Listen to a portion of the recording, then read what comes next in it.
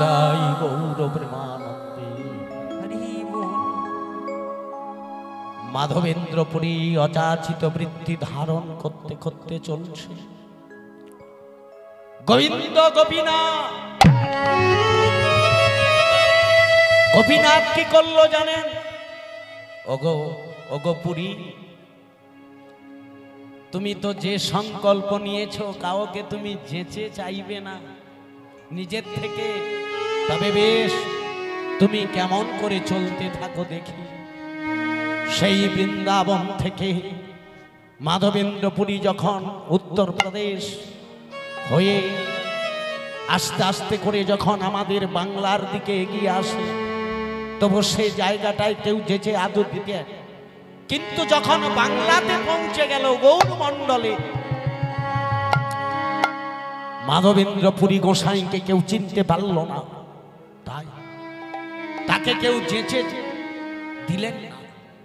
এইভাবে চলতে চলতে 7 দিন 7 রাত্রি তিনি কোনো কিছু গ্রহণ করতে পারলেন না। অভুক্ত অবস্থায় 7 দিন 7 রাত্রি মাধবেন্দ্রপুরী আমাদের এই বাংলার বুক দিয়ে হাঁটতে হাঁটতে চলে গেলেন কোথায়? উড়িষ্যা রাজ্যে বালেশ্বর জেলা রেমুনাতে গিয়ে পুরী গোসাই উপস্থিত। আর রেমুনাতে গিয়ে দর্শন করলেন গোপীনাথের মন্দির। আর সেই গোপীনাথ মন্দিরে গোপীনাথের আশ্চর্য শ্রী বিগ্রহ মূর্তি দর্শন করলেন, দণ্ডবত করলেন, প্রণাম করলেন। অন্তর্যামী গোপীনাথ, গোপীনাথ জানতে পারল বৃন্দাবন থেকে পুরী গোসাই এসেছে 7 দিন 7 রাত্রি অভুক্ত। তাই কি হলো জানেন বাবা? গোপীনাথ করলেন কি, এখনো পর্যন্ত এ যাবৎ কাল পর্যন্ত, এ কথা আজ থেকে 500-550 বছর পূর্বের কথা। আর সেই গোপীনাথ মাধবেন্দ্রপুরী 7 দিন 7 রাত্রি অভুক্ত ছিল বলে আজ গোপীনাথ ভক্তের জন্য কি করল না, নিত্য প্রতিদিন গোপীনাথের 108টি করে ক্ষীর ভাণ্ড গোপীনাথকে ভোগ লাগানো হয়। এখনো পর্যন্ত হয়, একদিনও এই নিয়মের ব্যতিক্রম নেই। সেই 108টা করে ক্ষীর ভাণ্ড গোপীনাথকে দেওয়া হতো। আর সেই গোপীনাথ পুরী মাধবেন্দ্রপুরীর জন্য পূজারী তো প্রত্যহ 108টা করে দেয়। নিবেদন করার পর পাত্রগুলো সরিয়ে নে, উঠিয়ে নে, না গুনে গুনে উঠাবে কি বাবা? গুনে উঠাবে কি? সম্ভব নয়। তাই গোপীনাথের ভোগ নিবেদন করার পর যখন নিবেদনের সময় দ্বার বন্ধ করে দেয়, পূজারী যখন বাইরে চলে গেল, আর ওই গোপীনাথ আমার মাধবেন্দ্রপুরীর জন্য স্বরূপে এসে একটি ক্ষীর ভাণ্ড চুরি করে নিলেন। পশ্চাতে, নিজের পশ্চাতে আড়ালে রেখে দিলেন। মন্দিরের দ্বার উদ্ঘাটন করে 3টি তালি দিয়ে পূজারী ক্ষীর ভাণ্ডের পাত্রগুলো নিয়ে মন্দির মার্জন করে দিয়ে শ্রী বিগ্রহকে স্বয়ং দিলেন। আর গোপীনাথের আরতি দর্শন করে মাধবেন্দ্রপুরী গিয়ে গোপীনাথের মন্দিরের সম্মুখে 8 চালাগুলো বানানো থাকে ভক্তদের জন্য, অতিথিদের জন্য। বহু অতিথিগণ শয়নে আছে, আর মাধবেন্দ্রপুরী গিয়ে সেই 8 চালাতে শয়ন। এদিকে কি হলো, রাত্রির দ্বিতীয় প্রহর মন্দিরে শয়ন দিয়ে পূজারি চলে গেল। আর সেই যে ক্ষীর ভাণ্ড চুরি করে রেখেছে পূজারি তো জানে না। তাই হঠাৎ রাত্রি দ্বিতীয় প্রহরে হঠাৎ স্বপ্ন এসে জানালো, পূজারি পূজারি কে ডাকে, যেই দেখলো স্বয়ং গোপীনাথের কণ্ঠস্বর। পূজারি বলল, কি কি প্রভু, কি অপরাধ হলো? সেবা অপরাধ। শোনো পূজারি, তুমি তো জানো না আমার এক ভক্ত বৃন্দাবন থেকে এসেছে, নাম তার মাধবেন্দ্র পুরী। তিনি অযাচিত বৃত্তি ধারণ করেছে, তাই 7 দিন 7 রাত্রিকাল অভুক্ত। তাই ওঠো পূজারি, আমি তার জন্য তোমাদের এই ক্ষীর ভাণ্ডের 108-এর একটি পাত্র আমি চুরি করে রেখেছি। যাও মন্দিরের দ্বার উদ্ঘাটন করো, আর সেই ক্ষীর ভাণ্ড নিয়ে আমার সেই সেবককে দাও।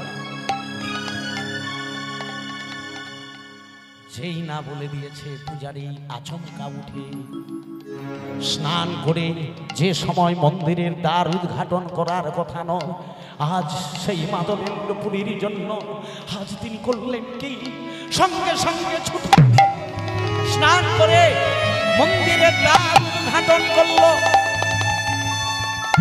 গিয়ে যখন দেখলো পশ্চাতে একটি ক্ষীর ভাণ্ড। প্রভু প্রভু গো, তুমি কি করেছো প্রভু? তুমি কি, কে সে ভাগ্যবান, কে আছে সে ভাগ্যবান যার জন্য গোপীনাথ করলো চুরি? সেই ক্ষীর ভাণ্ড হাতে নিয়ে পূজারি 2 চোখের জল বইতে বইতে আটচালায় এসে ডাকছে, বৃন্দাবন থেকে কে এসেছো? কে এমন ভাগ্যবান, নাম তার পুরী গোসাই, এসো, তুমি, তোমার জন্য গোপীনাথ ক্ষীর ভাণ্ড চুরি করে রেখেছে। যেই এই সংবাদ শুনতে পেল, সঙ্গে সঙ্গে মাধবেন্দ্র পুরী আচমকা উঠে বলল, প্রভু প্রভু, এ তুমি কি করলে প্রভু? প্রভু গো,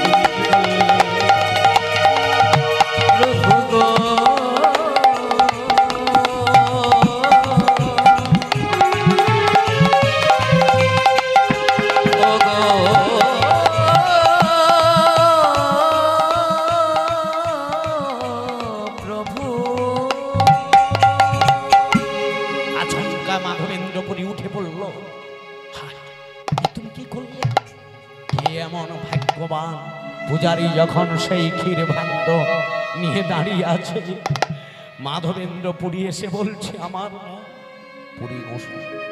সঙ্গে সঙ্গে পূজারি তার হাতে ক্ষীর ভাণ্ড দিয়ে দণ্ডবত, ষষ্ঠাঙ্গে দণ্ডবত প্রণাম করলেন। এমন তুমি ভাগ্যবান, এমন সুকৃতিবান, তোমার জন্য গোপীনাথ ক্ষীর ভাণ্ড চুরি করেছে। সঙ্গে সঙ্গে সেই অমৃতময় ক্ষীর, ক্ষীর মানে কি বুঝেন বাবা? 7 কিলো দুগ্ধকে মারলে 100 গ্রাম ক্ষীর হয়। সেই ক্ষীর ভাণ্ড প্রত্যহ গোপীনাথকে 108টা করে দেয়। আর সেই অমৃততর ক্ষীর আস্বাদন করে মাধবেন্দ্র পুরী প্রাণ জুড়িয়ে গেল, দেহেতে যেন একটা শক্তি সঞ্চারিত হয়ে গেল। আর সেই পাত্রটাকে নিয়ে আটচালার এক ধারে রেখে দিয়ে মাধবেন্দ্র পুরী হস্তমুখ প্রক্ষালন করে, সেই রাত্রির দ্বিতীয় প্রহর অতিক্রান্ত হয়ে গেছে। আর কিছুক্ষণ পরে মঙ্গল আরতির সময় হয়ে যাবে, সকল ভক্তগণ এসে যাবে, গোপীনাথকে দর্শন করবে। আর পূজারীর মুখ থেকে যদি এই কথা শুনতে পা, তারপর দিন আমাকে দেখার জন্য বহু লোকের ভিড় জমে যাবে। মাধবেন্দ্রপুরী কি করলো জানেন? প্রতিষ্ঠার ভয়ে পুরী গেল পালাইয়া, পুরী গেল পালাইয়া,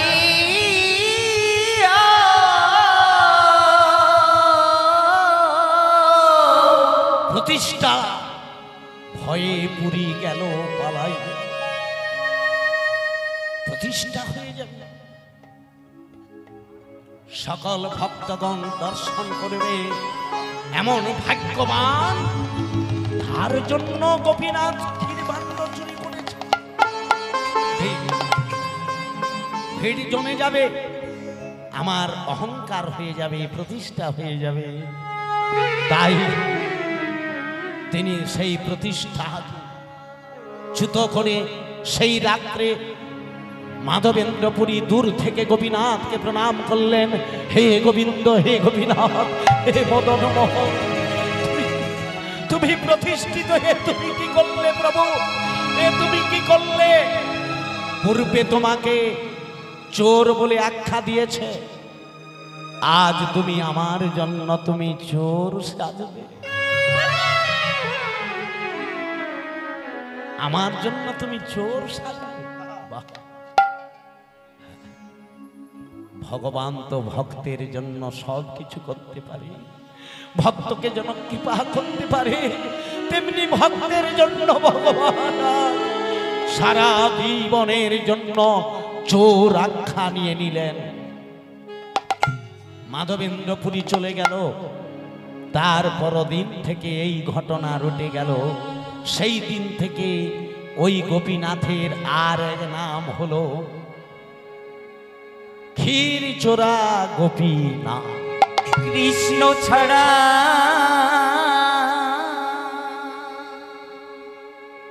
কে আছে আমার? হরি বল, হরি বল।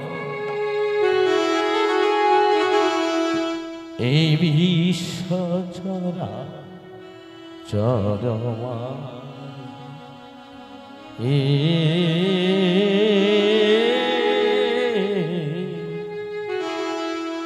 এই বিশ্ব চরা চরমা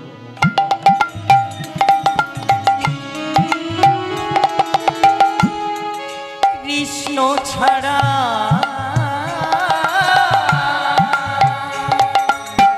হরি হরি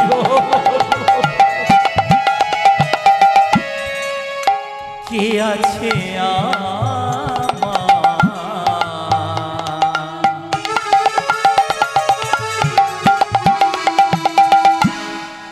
বিশ্ব ছড়া চর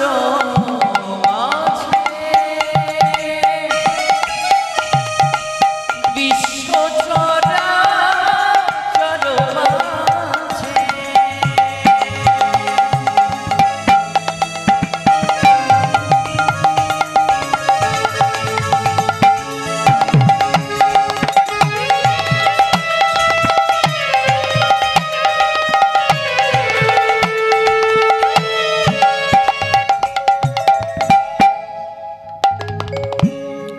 যা ছিল জামা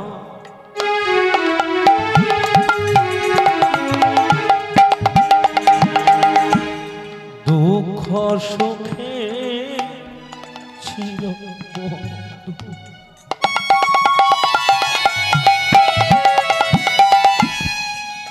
সে হলো আমার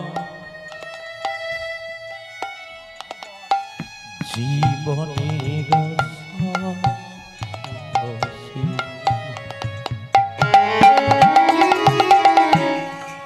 যা ছিল আমার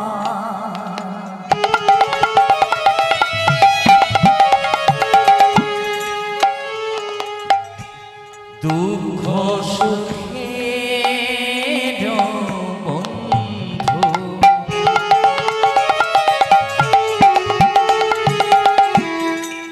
সে হলো আমার জীবন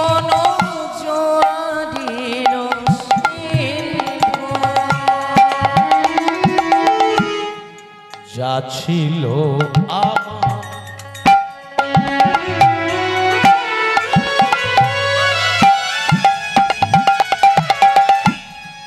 দুঃখ সুখে চির বন্ধু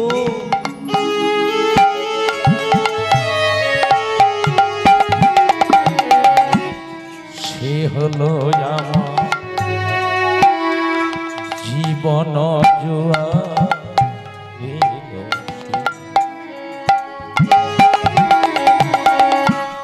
যা ছিল আমার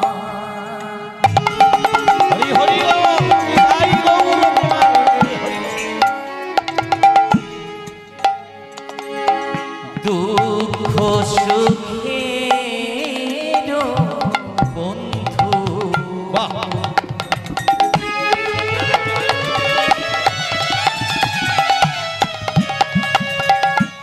সে ছিল আমার জীবন জোয়ারের সিন্ধু। বলো তার নাম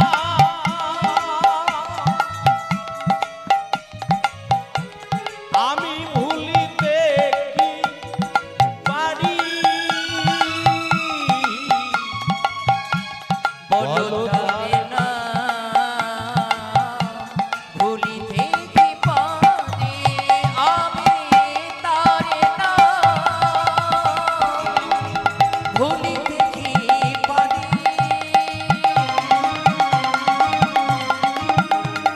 আমি তারে না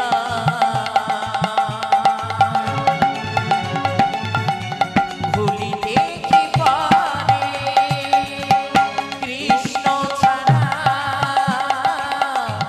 কি আছে আমার বিশ্ব চরাচর মাঝে বিশ্ব চরাচর মাঝে বিশ্ব চরাচর মাঝে বিশ্ব চরাচর মাঝে দয়াময়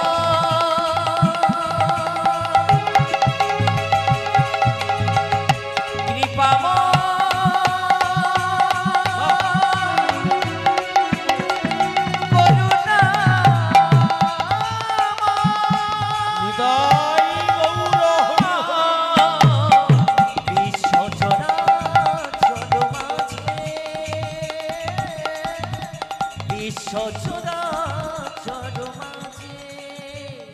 বিশ্ব চরাচর মাঝে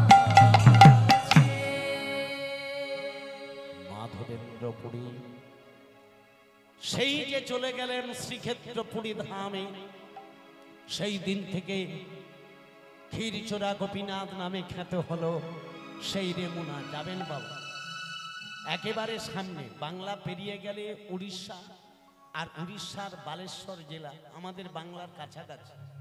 গোপীবল্লভপুর থেকে একেবারে সোজা, সেখানে এখনো অদ্যাবধি সেই গোপীনাথের এখনো 108টি করে ক্ষীর ভাণ্ড তৈরি হয়। সেই দিন থেকে গোপীনাথ ক্ষীরচোরা নামে প্রসিদ্ধ হয়ে গেল, ক্ষীরচোরা গোপীনাথ। আর সেই মাধবেন্দ্রপুরী শ্রীক্ষেত্রপুরী ধাম থেকে মলয় চন্দন এনে পুনরায় সেই গোপালকে প্রতিষ্ঠিত করলো। তার শিরে মলয় চন্দ শীতল চন্দন প্রদান করে সেই গোপালে আনন্দ সমারোহে তিনি পুনরায় গোপালকে প্রতিষ্ঠিত করে তিনি এক মহোৎসব প্রদান করলেন। আর সেই মহোৎসব অন্নকূট নামে খ্যাত। এই যে অন্নকূট মহোৎসব গেল বাবা কোন তিথিতে? হ্যাঁ, এই যে দেওয়ালি, শ্যামা পূজা, দীপাবলি, তারপরের যে প্রতিপদ, ওই তিথিতে প্রতি বৎসর অন্নকূট হয়, যা এর মহাজন হলো মাধবেন্দ্রপুরী। 56 ভোগ 36টি ব্যঞ্জন দিয়ে গিরি গোবর্ধনের উপর গোপালকে এই সেবা লাগিয়েছে। এইভাবে মাধবেন্দ্র পুরীর দ্বারায় গোপাল প্রতিষ্ঠিত হলো। আর পরবর্তীতে মহাপ্রভু পুনরায় সেই বৃন্দাবনকে উজ্জীবিত করবার জন্য সে তো গো, সেই তো কানাই, তাহলে সে কি করলেন? তিনি করলেন কি, এই বৃন্দাবনকে পুনরায় প্রতিষ্ঠিত করবার জন্য মহাপ্রভু প্রথম পাঠালেন কাকে?